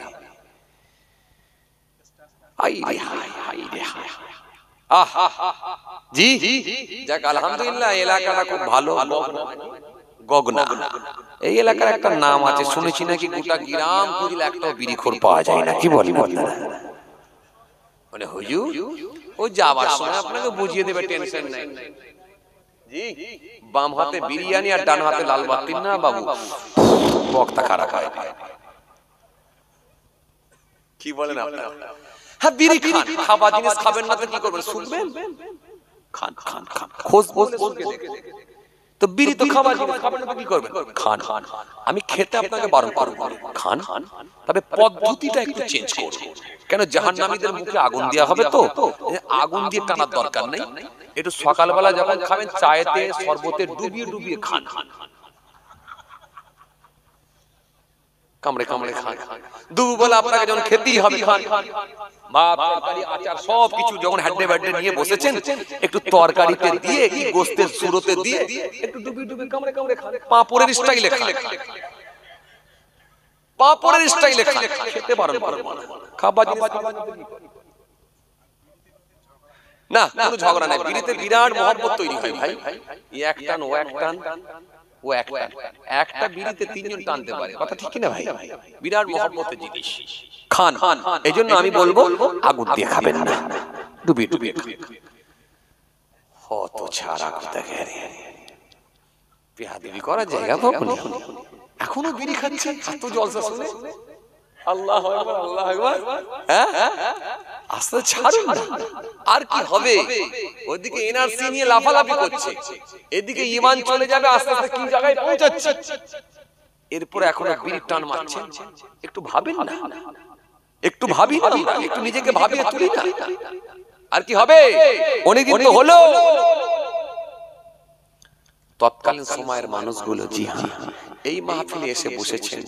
বিড়িখোরও যে বসেননি তা না, বসেছিলেন, কিন্তু এই মাহফিল থেকে আল্লাহর কথা, নবীর কথা শুনে ওয়াদা দিয়েছেন, প্রতিশ্রুতি দিয়েছেন, অঙ্গীকার করেছেন, আল্লাহ ওয়াদা দিচ্ছি যাবার সময় বিড়ির ব্যান্ডিলটা নিয়ে গিয়ে কেউ খালেতে কেউ পুকুরে ফেলে দেবো আল্লাহ, আর ওয়াদা দিচ্ছি আর কখনো বিড়ি মুখে তুলবো না আল্লাহ, আল্লাহ সুদ আর কখনো খাবো না আল্লাহ, ঘুষ আর নেবো না আল্লাহ, আল্লাহ মিথ্যার বলবো না, আল্লাহর সঙ্গে প্রতারণা করবো না আল্লাহ। এই মাহফিল থেকে আল্লাহর সঙ্গে প্রতিশ্রুতি দিয়ে অঙ্গীকার করে যখন লোকগুলো বাড়ি গিয়েছিল, পরবর্তীকালে সেই মানুষগুলি আল্লাহর ওলি হয়ে গিয়েছে। এটা অস্বীকার করার কোনো জায়গা নেই। ভাইরা মা, বন্ধুরা আমার, দোস্তরা আমার, সাথী মহব্বতের ভাইরা, যাই হোক ভুল বুঝবেন না, রাগ করবেন না, আমার উপর কেউ যেন মনে কষ্ট নেবেন না। বাস্তব চিত্রগুলো আমি তুলে ধরি, আপনারা জানেন। সুতরাং পৃথিবীটা হলো চিরস্থায়ী নয়, এটা ক্ষণস্থায়ী জীবন। আমাদের প্রত্যেককে আল্লাহর ডাকে সাড়া দিতে হবে। আর এই জায়গায় যদি যত অন্যায় করব, ওই জায়গায় কিন্তু শাস্তি ডোজ তত বাড়িয়ে দেওয়া হবে। সুতরাং এই জায়গাটা একটু সহজ সরল ভাবে অন্তরটাকে ভালো করে, মরিচাগুলোকে পরিষ্কার করে দিয়ে আল্লাহর সন্তুষ্টি অর্জন যদি করা যায়, পৃথিবীর জমিনে সহজ সরল ভাবে যদি জীবন যাপন করা যায়, মার্জিত ভাষায় যদি কথা বলা যায়, মিষ্টি সুরে যদি কথা বলা যায়, হকের উপরে যদি থাকা যায়, হালাল খাদ্য যদি ভক্ষণ করা যায়, ইহকালটাই আপনার কষ্টের জায়গা হলেও কিন্তু পরকালটা, আখিরাতটা আল্লাহ আপনার জন্য শান্তির জায়গা করে দেবেন। আমাদিনদার ইমানদার নেক আল্লাহওয়ালা ভাইরা, ভুল বুঝবেন না, রাগ করবেন না। যাই হোক, সংক্ষেপ করলাম। আল্লাহ যদি ফের কোনোদিন মৌকা দেন, আবার আলোচনা হবে ইনশাআল্লাহ। আমার জন্য দোয়া করবেন, আমি আপনাদের জন্য দোয়া করি। তাহলে আজকে যে কথা বুঝাতে চাইছিলাম সেটা হলো, ঈমান বাঁচিয়ে কিন্তু কবরে ঢুকতে হবে। ঈমানের গুরুত্ব সব থেকে বেশি। এজন্য কোন বক্তা ওয়াইজিন এমন কারোর ওয়াজ শুনবো না, আর এমন কারোর ওয়াজ শুনে আমি বিভ্রান্তির মধ্যে পড়েও যাব না, যেটা কোরআন হাদিস শরীয়তের বহির্ভূত কথাবার্তা, যেগুলোকে আপনার আমার ঈমান আকীদার ক্ষতি করতে পারে, এরকম বক্তা ওয়াইজিনের কিন্তু ওয়াজ শুনবো না, তাকে দাওয়াত করব না। এটা আমাদের মাথায় থাকবে ইনশাআল্লাহ।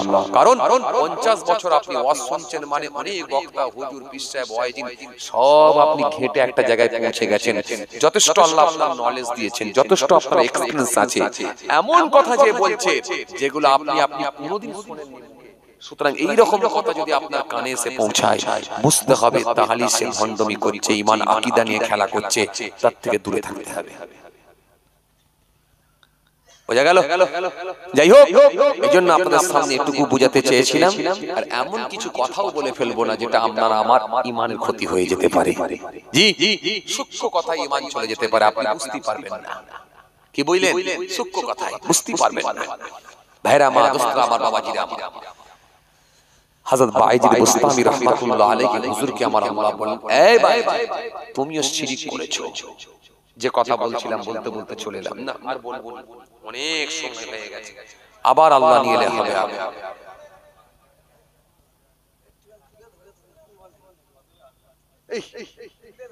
না না না, দেরি হয়ে যাচ্ছে, কথাই কথা বেড়ে যাচ্ছে। চাঁদা যদি না তুলতে হতো ঠিক ছিল, আর যখন যেহেতু খাতা খাতার ব্যাপার আছে, একদম ঠিক। জি বাবাজি, আমার ভাইরা, যাই হোক, মাশাআল্লাহ মাশাআল্লাহ মাশাআল্লাহ, আমার জন্য দোয়া করবেন, আমি আপনাদের জন্য দোয়া করি। আল্লাহ আমাদের সকলকে বলার থেকে শোনার থেকে বেশি বেশি করে আমল করার তৌফিক দেন। সকলে বলি আল্লাহুম্মা আমিন।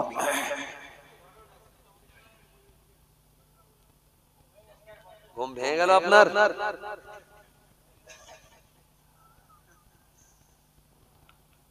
জি,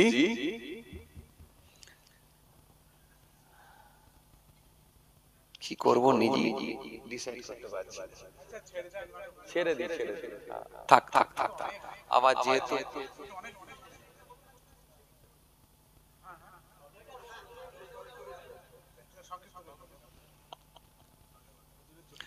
এই তরুণীরা, নওজওয়ান যুবকেরা, ইয়া মুরব্বিয়ানিরা, শুনে রেখে দিন বাবা, আল্লাহর ওলি হযরত বায়েজিদ বুস্তামি রাহমাতুল্লাহ আলাইহি হুজুরকে আমার আল্লাহ এত বড় অবস্থান, এত মর্যাদা দিয়েছিলেন বাবা। হযরত বায়েজিদ বুস্তামি ইনি বুস্তাম শহরে বসবাস করতেন, নাম ছিল তিনার বায়েজিদ। এই তরুণীরা নওজোয়ান যুবকেরা ইয়া মা মুরব্বিয়ারা শুনে রেখে দিন বাবা লম্বা ঘটনা অত দিকে আমি যাচ্ছি না আপনাদের জানা আছে উনারি আম্মা জান জননী মা একদিন বলেছেন বাবা ভাইজি আমাকে একটু পানি তুমি খাওয়াও ভাইজির বাড়িতে পানি ছিল না তৎকালীন সময়ে সাবমার্সেল কল ছিল না তৎকালীন সময়ে মিনির পানি ছিল না সাবমার্সেল কল ছিল না টিউবওয়েল ছিল না কূপের পানি নিতে হতো দূর থেকে কূপে করে কূপ থেকে পানি নিয়ে আসবেন আল্লাহর ওলি একটা পাত্র নিয়ে একটা জগ একটা পাত্র নিয়ে তিনি পার হয়ে গেলেন কূপের পানি নিয়ে আসবেন আল্লাহর ওলি চলে গেলেন কূপ থেকে পানি নিয়ে দূর থেকে পানি নিয়ে টুক টুক টুক টুক করে আসছেন এসে দেখলেন মা ঘুমিয়ে গেছে মা আমার ঘুমিয়ে পড়েছে চোখ বন্ধ করে মা আমার ঘুমিয়ে গেছে আল্লাহর ওলি হযরত বাইজিদ বুস্তামি রাহমাতুল্লাহ আলাইহি তিনি মনে মনে ভাবলেন হয়তো মা আমার একটু আগে ঘুমিয়েছেন এখন যদি আমি মাকে তুলি কাঁচা ঘুমে আমার মায়ের কষ্ট হয়ে যাবে সুতরাং মাকে আমি আর এখন তুলব না আমি পানিটা মায়ের মাথার কাছে রেখে দিই এই কথা মনে করে পানিটা রাখবেন আবার তিনি মনে মনে ভাবলেন পানিটা যদি এই সাইডে রাখি গভীর রাতে হয়তো মায়ের ঘুম ভাঙবে কিন্তু পানি হয়তো খুঁজে পাবে না পানি না পাওয়ার কারণে আমার মা পিপাসা নিয়ে তেষ্টা নিয়ে পিপাসা নিয়ে আবার আমার আর আম্মা ঘুমিয়ে যাবে এই কথা মনে করে আল্লাহর ওলি হযরত বাইজিদ বুস্তামি রাহমাতুল্লাহ আলাইহি হাতে পাত্রে পানিটা নিয়ে সারা রাত ধরে মাথার কাছে দাঁড়িয়ে রইলে সারা রাত ধরে দাঁড়িয়ে আছেন আম্মা জান ঘুমিয়ে আছে আস্তে আস্তে ভোর হয়ে গেল আম্মা জান ঘুমটা ভেঙে গেল ঘুমটা ভেঙে যাবার পর আম্মা জান একবার তাকিয়ে দেখলেন আবার কলিজা ছিঁড়া সন্তান আমার ছেলে বাইজিদ হাতেতে পানি নিয়ে আমার মাথার গোড়ায় দাঁড়িয়ে আছে আম্মা জান সেই সময়ে বলেছিলেন বাবা বাইজিদ তুমি কি শোও না বাবা তুমি কি ঘুমাও না হযরত বাইজিদ বুস্তামি বলেছিলেন আম্মা জান আমি যখন পানিটা নিয়ে এলাম আমি নিয়ে এসে দেখলাম আপনি ঘুমিয়ে গেছেন আমি মনে মনে ভাবলাম যদি আপনাকে ঘুম থেকে তুলি হয়তো কাঁচা ঘুমে আপনার কষ্ট হয়ে যাবে অল্প সময় আগে আপনি ঘুমিয়েছেন হয়তো আপনার কষ্ট হয়ে যাবে এই কথা মনে করে আবার ভাবলাম পানিটা রেখে দিয়ে ভাবলাম মাঝরাতে যদি ঘুম ভেঙে যায় আপনি যদি পানিটাকে খুঁজে না পান এটা আপনি পানি না খেয়ে সারা রাত ঘুমিয়ে থাকবেন ও আমার আম্মা জান আপনি পানি না খেয়ে শুয়ে থাকবেন না জানিয়ে কত কষ্ট হয়ে যাবে ও আমার আম্মা জান চিন্তা ভাবনা করে আমি বাইরে থাকতে না পেরে ওই পানির পাত্রটা নিয়ে আপনার মাথার গোড়ায় দাঁড়িয়েছিলাম মনে মনে ভাবছিলাম আমার আম্মা জানের ঘুমটা ভাঙলে পানিটা আমার মায়ের সামনে দেব আম্মা জান সেই কারণে আমি ঘুমাতে পারি না পানি নিয়ে আপনার মাথার গোড়ায় দাঁড়িয়ে আছি জোরে হবে না আরো জোরে বলেন আম্মা জান থাকতে না পেরে চোখ ভরা পানি বুক ভরা বেদনা নিয়ে সেই সময় আল্লাহর দরবারে দোয়া চাইলেন আল্লাহ গো আল্লাহ গো আল্লাহ গো আল্লাহ আমার সন্তান আমি মাকে এত ভালোবাসে নিজে না ঘুমিয়ে সারা রাত ধরে মাথার কাছে পানি নিয়ে দাঁড়িয়ে থাকে ও আমার আল্লাহ মায়ের দোয়া তুমি সবে না তুমি জানিয়েছো তোমার হাবিব জানিয়েছে আমি জননী মা তোমার দরবারে দোয়া চাই আল্লাহ তুমি আমার ছেলেকে কবুল করে নিয়ে সুলতানুল আরিফিন করে দাও আল্লাহ তুমি আমার ছেলেকে কবি করে নিয়ে ওলি আল্লাহদের খাতায় নাম তুলে দাও মায়ের দোয়াতে আল্লাহ কবুল করে নিয়েছিলেন কেন মহানবী সাল্লাল্লাহু আলাইহি ওয়াসাল্লাম বলেছেন তিনটে শ্রেণীর মানুষের দোয়া কবুল হয়ে যায় দাওয়াতুল মাসলুম দাওয়াতুল মুসাফির ওয়া দাওয়াতুল ওয়ালিদ আলা ওয়ালাদিহি তিনটে শ্রেণীর মানুষের জবানের দোয়া কবুল হয়। এর মধ্যে একটা হলো মা বাপের দোয়া, পিতা মাতার দোয়া আল্লাহর দরবারে তীরের আগে গিয়ে পৌঁছে যায়। বাপ মা পক্ষে দোয়া করলে কবুল হয়, বাপ মা বিপক্ষে দোয়া করলেও কবুল হয়। দুনিয়ার জমিনে যত পীর সাহেব, যত আমির সাহেব, যত ফকির সাহেব, যত হাজী সাহেব আপনার জন্য দোয়া করুক, সেটা কবুল হতেও পারে নাও পারে, সন্দেহ আছে। কিন্তু আপনার পিতা মাতা যদি আপনার জন্য দোয়া করে সেটা 100% আল্লাহর দরবারে কবুল হয়ে যাবে। জোরে বলতে পারেন না? আরো জোরে হয় না? সেই বায়েজিদ বুস্তামি রাহমাতুল্লাহ আলাইহি তিনি কবরে চলে যাবার পর আল্লাহ বললেন, এই বায়েজিদ তুমি কি নিয়ে এসেছো? আল্লাহ কিছুই নিয়ে আসতে পারিনি তেমন, তবে একটা করিনি, কি শিরিক করিনি। শিরিকটা কিন্তু করিনি। আল্লাহ বলে করেছো। আল্লাহ কি করে করলাম আমার তো মনে পড়ছে না। করেছো। আল্লাহ আপনি যদি বলেন করেছো আর আমি তো বলতে পারবো না যে করিনি, নিশ্চয় তাহলে আপনার কাছে আমি বন্দী হয়ে গেলাম, আপনার জেলখানায় কিন্তু আমি আটকে গেলাম, আপনার কাঠগড়ায় কিন্তু আমি আটকে গেলাম, আমার আর কোনো উপায় নাই। উপায় না। আল্লাহ বলে, বায়েজিদ তোমার কি মনে পড়ছে না একদিন তুমি দুধ খেয়েছিলে, দুধ খাওয়ার পর ফজরের নামাজের পর থেকে তোমার পেট খারাপ শুরু হলো, পায়খানা শুরু হলো, টয়লেট।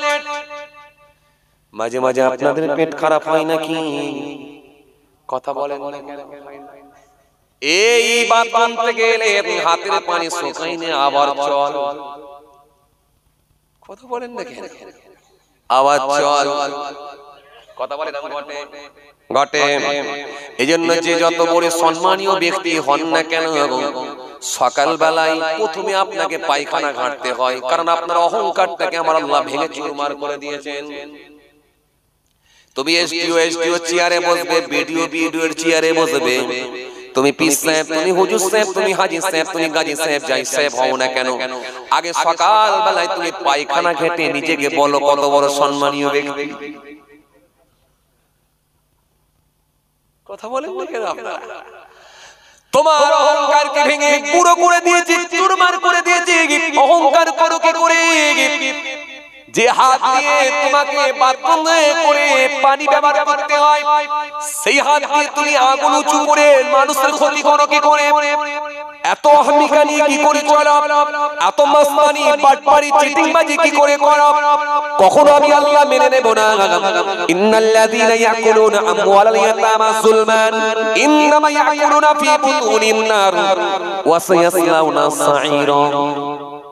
কোরআন স্পষ্ট ঘোষণা দিয়েছে, আরাইতাল্লাযী ইউকাযযিবু বিদ্দীন ফাযালিকাল্লাযী ইয়াদউল ইয়াতীম ওয়া লা ইয়াহুদ্দু আলা তুআমিল মিসকিন ফাওয়াইলুল মুসাল্লিন আল্লাযীনা হুম আন সালাতিহিম সাহুন আল্লাযীনা হুম ইরাউনা ওয়া ইয়ামনাউনাল মাউন। বাস্তানি সাইজ করে দেব। কে বলছে? র কোন কথা শুনবো না, কোন অজুহাত শুনবো না, জি কোন কথা শুনবো না। সুতরাং যে কথা আপনাদের বুঝাতে চাইছিলাম, বায়েজিদ মনে আছে আপনাদের? ঘন ঘন তোমার বাথরুম হচ্ছিল, পেট খারাপ হয়েছিল, সেই দিনটা মনে আছে? তোমার মুরিদরা জিজ্ঞাসা করেছিল, হুজুর শরীরটা খারাপ, তুমি বলেছিলে বাবা রাতের বেলা একটু দুধ খেয়ে ফেলেছি, তো একটু গাভীর দুধ খেয়ে ফেলেছি, ওই দুধ খাওয়াটা মনে হয় আমার ঠিক হলো না, ওই দুধটা খাওয়ার জন্যই মনে হয় পেটটা খারাপ হলো। বলো বায়েজিদ, দুধ কি তোমার পেট খারাপ করতে পারে? কথা বলে না। তুমি কি জানো না বায়েজিদ, জমিন আসমানে যা কিছু আছে সবই আমি আল্লাহর হুকুমই চলে। গাছ থেকে একটা পাতাও পড়বে না আমার হুকুম না হলে। বলো দুধ কি তোমার ক্ষতি করতে পারে? দুধ কি তোমার পেট খারাপ করতে পারে? পারে না। কিন্তু তুমি সেই দিনে বলেছিলে দুধ খাওয়াটাই মনে হয় আমার জন্য ক্ষতি হয়েছিল, দুধ খাওয়াটাই হয়তো আমার পেট খারাপ হয়েছে, দুধটাই কারণ হতে পারে। বলো বায়েজিদ, এটা কি শিরক হলো না?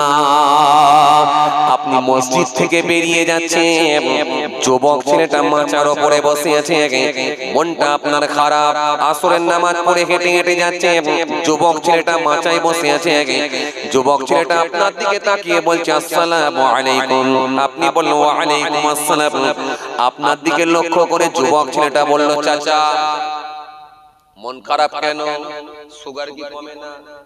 বলে হ্যাঁ সুগারটা একটু কমেছে। বলে কত এখন? বলে 650 হয়ে গিয়েছিল, এখন 430। বলে ছোট মানুষের কথা তো নেবে না। আমি তোমাকে বারবার বললাম আমার আব্বা যে ডাক্তারকে দেখাচ্ছ ওকে একবার দেখাও। কেন? ওই ডাক্তার কি দেখি তো আমার আব্বা ভালো হয়েছে। বলেন কথা বলেন না কেন আপনারা?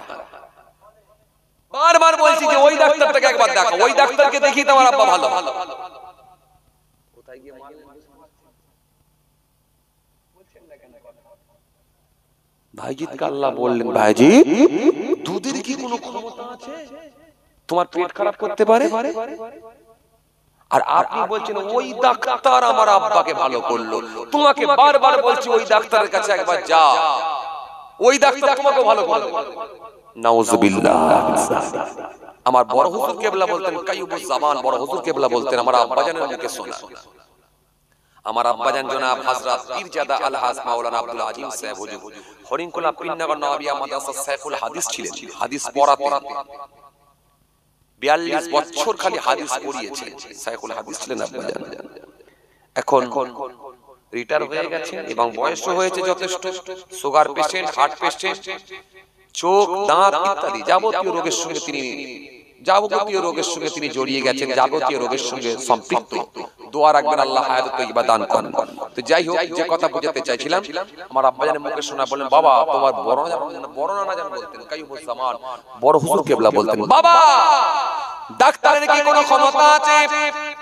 ডাক্তার যদি ভালো করে দিত তাহলে ডাক্তার আর নিজে মরতো না। পীরের যদি ক্ষমতা থাকতো, হুজুরের যদি তাবিজ দিয়ে বাঁচিয়ে দেওয়ার ক্ষমতা থাকতো, তাহলে হুজুর আর নিজে মরতো না। সুতরাং হায়াত মওতের মালিক একজনই, তিনি কে? জোর করে বলো আল্লাহ। ডাক্তারের কাছে আমরা যাই, ট্রিটমেন্ট করি, ওষুধ খাই, এটা হলো ওসিলা। প্রকৃতপক্ষে ভালো করবেন কি ভালো করবেন না সেটা আমার আল্লাহই জানে, দুনিয়ার কোনো মানুষ জানে না। আপনি র্যানটা খেলেন, জিনটা খেলেন, ফ্যানটা খেলেন, ওই জিনটা ওই র্যানটা আপনার পেটের মধ্যে গেল, একটা সাইডে রয়ে গেল। আর আপনার রোগ, আপনার ব্যাধি, আপনার অসুখে আর একটা সাইডে রয়ে গেল। মাঝখান দিয়ে একটা পর্দা তুলে দেওয়া হলো, মাঝখান দিয়ে একটা স্পট ফেলে দেওয়া হলো। ওই ট্যাবলেটের কোনো ক্ষমতা নাই আপনার ব্যাধি, আপনার অসুখে গিয়ে পৌঁছাতে পারে যতক্ষণ না আল্লাহর হুকুম হয়। জোরে বলো আল্লাহর হুকুম হয়ে গেল, ওই ট্যাবলেট ইন্তজার করছে, অপেক্ষা করছে। আল্লাহর হুকুম হয়ে গেল, ওই পর্দা, ওই স্পট যখন তুলে নেওয়া হলো, ওই ট্যাবলেটটা ওই ব্যাধি, ওই অসুখে গিয়ে পৌঁছে গেল। আমার আল্লাহ রাজি হয়ে গিয়ে তোমাকে সুস্থ করে দিলেন। আর তুমি বলছো ওই ডাক্তার আমার বাপকে বাঁচিয়েছে, এটা কখনোই বলো না। এটা তোমার প্রত্যক্ষভাবে একটা শিরক হয়ে যেতে পারে। কেন শিরক? অনেক কারণেই হতে পারে, তুমি বুঝতে পারবে না। বল খেলা দেখতে গেছো মাঠেতে, খেলা দেখতে গেছো, তুমি একটা দলের সাপোর্টার হয়েছো, আর একদিক দিয়ে দেখা যাচ্ছে কি আর একটা দলের সাপোর্টার কিছু মানুষ এসেছে, কিন্তু তোমার দলের যে প্লেয়ার আছে সে যখন মারছে, গোলকিপারের দিকে লক্ষ্য করে যখন একটা ড্রাম করে শট করলো এবং বাড়ির গা দিয়ে উড়ে চলে গেল, সঙ্গে সঙ্গে তুমি মাথায় হাত দিয়ে বললে, হাই রে হাই, এটা কেমন হলো, এটা কেমন হলো? আর একটু চেপে মারলি ঢুকে যেত। পাশের লোকটা বলছে, খ্যাপা নাকি, চেপে মারার তো কোনো কথা নাই, ভগবানের ইচ্ছায় কিছু হয় না, ভগবানের না ইচ্ছা থাকলে কোনো কিছু হয় না। সেও মুসলমান। নাউজুবিল্লাহ। ভগবান, মুসলমান বলছে ভগবান। ও মাই গড, মাথায় হাত, ও মাই গড, নাউজুবিল্লাহ। মুসলমান বলে না? কথা কন না কেন আপনারা?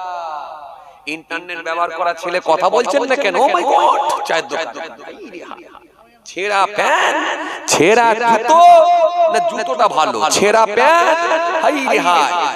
চুলের কাটিং দেখলে মাথা খারাপ হয়ে যায়, মাথার দিকটা পুরো ফাঁকা, হাই রে হাই, এই দিকটা ঢাকা, সাইডটা ফাঁকা, পুরোটাই ফাঁকা, ওপরটা ঢাকা, নাম দিয়েছে পাটি। বুক চাপড়ে বলছে আমি একদম খাঁটি। ভুল বুঝবেন না, রাগ করবেন না, ভুল বুঝবেন না। যার বহু বচন হয়, যার স্ত্রীলিঙ্গ হয়, এরকম কথাগুলো কিন্তু আল্লাহর ক্ষেত্রে ব্যবহার করা যায় না। এরকম কথাগুলো আল্লাহর ক্ষেত্রে বলা প্রযোজ্য নয়। এটা আপনার ঈমান আকীদার কথা হতে খারাপ হতে পারে। কেন আপনি নিজেই পড়েছেন কুল হুয়াল্লাহু আহাদ, সি আল্লাহ হলেন এক এবং একক, আল্লাহুস সামাদ, তিনি বেনিয়াজ কারো মুতাফাক্কি নন, লাম ইয়ালিদ, তিনি কাউকে জন্ম দেননি, ওয়া লাম ইউলাদ, তিনি কারো জন্মিত নন, ওয়া লাম ইয়াকুল লাহু কুফুয়ান আহাদ। আকাশ জমিনে আল্লাহর সমকক্ষ আর কিছুই নাই। এটা আপনি নিজেই পড়েছেন, কিন্তু এখানে গিয়ে ভগবান বলে চালাচ্ছেন, গড বলে চালাচ্ছেন। ভগবান বলছেন নাউযুবিল্লাহ বলবেন না। যার স্ত্রীলিঙ্গ হয়, বহু বচন হয়, এইরকম কথা আল্লাহর ক্ষেত্রে বলা বৈধ নয়। এটা মনে রাখবেন, মনে রাখবেন। সব শেষ হয়ে যাবে, কোন দিক দিয়ে যাবে বুঝতে পারবেন না, বুঝতে পারবেন না। জি চলুন, ভুল বুঝবেন না। বাইজিদ বুস্তামি রাহমাতুল্লাহ আলাইহি হুজুর কি যখন আমার আল্লাহ বলেন, বাইজিদ সেদিনে তুমি বলেছিলে দুধটা খাওয়াতেই পেটটা খারাপ হয়েছিল, এই দুধের কি কোনো ক্ষমতা আছে বলো? বাইজিদ বুস্তামি রাহমাতুল্লাহ আল্লাহ, এটা যদি বলে ফেলেছি আল্লাহ, তো আমি চরম অন্যায় কাজ করে ফেলেছি, আমি তো বুঝে উঠতে পারিনি, আল্লাহ মুখ দিয়ে বেরিয়ে গেছে। আল্লাহ আল্লাহ আমি আপনার কাছে বন্দী হয়ে গেলাম। আমার আল্লাহ শেষ সময় বললে, হে বাইজিদ শুনে রেখে নাও, জেনে রেখে নাও, চিন্তিত হয়ো না, তোমার দ্বারাই অনেক দাড়ি কাটা দাড়িওয়ালা হয়েছে, তোমার দ্বারাই অনেক বেনামাজি নামাজি হয়েছে, তোমার দ্বারাতে অনেক বেরোজাদার রোজাদার হয়েছে, অনেক লোককে তুমি তাসবিহওয়ালা বানিয়েছো। আমি আল্লাহর হুকুমই তুমি আমার কাজগুলোকে মানুষের সামনে পৌঁছে দিয়েছো, আমার হুকুমগুলোকে মানার জন্য নির্দেশ দিয়েছো। ও বাইজিদ শুনে রেখে দাও, জেনে রেখে নাও, তুমি নামাজি রোজাদার দিনদার, তোমার হাতেতে আমি আল্লাহ অনেককে কবুল করে নিয়েছিলাম। এই জন্য আমি আল্লাহ খুশি হয়ে গিয়ে ওই গুনাহকে আমি আল্লাহ মাফ করে দিয়েছি। মাফ করে দিলে আমার আল্লাহ কাউকে তার জন্য খুব সহজ। আর যদি বলেন অঙ্ক বুঝে নেব, ফামা ইয়ামাল মিসকালা যারাতিন খায়রান ইয়ারা ওয়া মা ইয়ামাল মিসকালা যারাতিন শাররান ইয়ারা, যদি বলেন অঙ্ক বুঝে নেব তাহলে খুব কঠিন। মাফ করে দিলে আল্লাহ যদি দয়া করে কাউকে ক্ষমা করে নাজাত পাওয়া তার জন্য খুব সহজ। আর যদি বলে হিসাব বুঝে নেব, অঙ্ক বুঝে নেব, সূত্র অনুযায়ী অঙ্ক বুঝবো, তাহলে গেল প্লাসে মাইনাসে মাইনাস, প্লাসে মাইনাসে বলো বলো বলো মাইনাস, খাতা সব মাইনাস, সব লাল কালি, সব লাল কালি, সব মাইনাস। জি কি জি রাগ করছেন আমার উপরে? কথা বলনে কেন আপনারা? আলহামদুলিল্লাহ আলহামদুলিল্লাহ, অনেকক্ষণ হয়ে গেল না? আলহামদুলিল্লাহ, তাকবীর লাগান একবার, নারে তাকবীর, আরো জোরে দেন, নারে তাকবীর, আওয়াজ করে দেন না রে বাবা, নারে তাকবীর। মুমিন কখনো দুর্বল হবে না ইনশাআল্লাহ। লা তাহিনু ওয়া লা তাহজানু ওয়া আনতুমুল আ'লাউনা ইন কুনতুম মুমিনিন। খবরদার তোমরা ঘাবড়াও না, ভেঙে পড়ো না, চিন্তিত হও না, তোমরাই বিজয়ী হবে। শর্ত একটা, ইন কুনতুম মুমিনিন, যদি তোমরা মুমিন হয়ে যাও। চলেন, ঝিমিয়ে যাচ্ছেন কেন? আলহামদুলিল্লাহ আলহামদুলিল্লাহ, টেনশন নেওয়ার কিছু নাই। এনআরসি এনপিএসসি যা পেছনে আছে দেখা যাবে ইনশাআল্লাহ। মুমিন কোনোদিন ঝিমিয়ে যাবে না। বাঁচলেও টেনশন নেই, মরে গেলেও টেনশন নেই। হাতি মরলেও কোনো দোষ নাই, বাঁচলেও কোনো টেনশন নেই। বেঁচে থাকলেও লাখ টাকা, মরে গেলেও হাতির দাম সবসময় আছে, কথা বলো ঠিক কিনা? এই জন্য ইমানদারের দাম আল্লাহর দরবারে সবসময় আছে, টেনশন নাই। বেঁচে থাকলেও সিংহের মতো বেঁচে থাকবে, কোনো টেনশন নাই। সব যাবে কিন্তু ঈমান যাবে না। সাহাবাদের সব গিয়েছিল কিন্তু ঈমান যায় না। রাসূলুল্লাহর ভালোবাসায় তারা ঈমানকে কিন্তু বিসর্জন দেননি, ঈমান বাঁচিয়ে রেখে সব বিসর্জন দিয়েছেন। সুতরাং প্রয়োজনে আপনার সব যাবে কিন্তু ঈমান যাবে না। সুতরাং এত দুর্বল হবেন কেন? চলেন একবার জোর করে তাকবীর দেন, নারে তাকবীর। সবাই মিলে আওয়াজ করে দেন, নারে তাকবীর। জোর করে দেন, নারে তাকবীর। আওয়াজ করে দেন, নারে তাকবীর। বগনা গ্রামের বাৎসরিক সালে শাহ, বগনা গ্রামের বাৎসরিক সালে শাহ